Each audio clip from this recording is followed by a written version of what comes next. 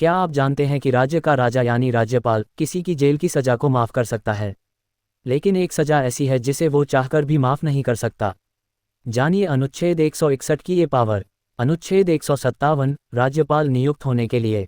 इस अनुच्छेद में बताया गया है कि राज्यपाल बनने के लिए किसी व्यक्ति में कौन सी योग्यताएं होनी चाहिए।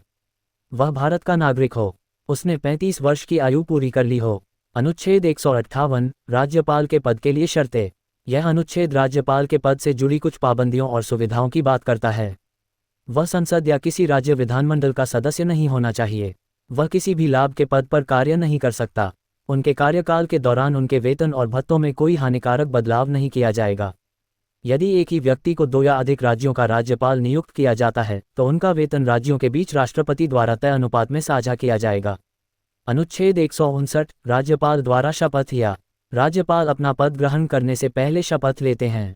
वह संबंधित राज्य के उच्च न्यायालय के मुख्य न्यायाधीश या उनकी अनुपस्थिति में उपलब्ध वरिष्ठतम न्यायाधीश के समक्ष शपथ लेते हैं।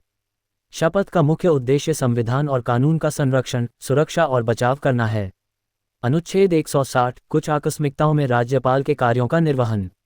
यह अनुच्छेद राष्ट्रपति को ऐसी किसी भी परिस्थिति के लिए प्रावधान करने की शक्ति देता है जिसका उल्लेख संविधान में नहीं है। यदि किसी कारणवश राज्यपाल का पद रिक्त हो जाए या वे कार्य करने में असमर्थ हों, तो राष्ट्रपति उन कार्यों के निर्वहन के लिए उचित व्यवस्था कर सकते हैं, जैसे पड़ोसी राज्य के राज्यपाल को अतिरिक्त प्रभार देना। अनुच्छेद 161 क्षमादान आदि की राज्यपाल की शक्ति। जिस प्रकार केंद्र में राष्ट्रपति के पास क्षमादान की शक्ति होती है, वैसी ही शक्ति राज्य स्तर पर राज्यपाल के पास भी होती है।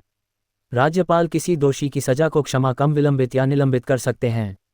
सीमा। ये शक्ति केवल उन मामलों में लागू होती है जो राज्य की कार्यपालिका शक्ति स्टेट लॉज के अंतर्गत आते हैं।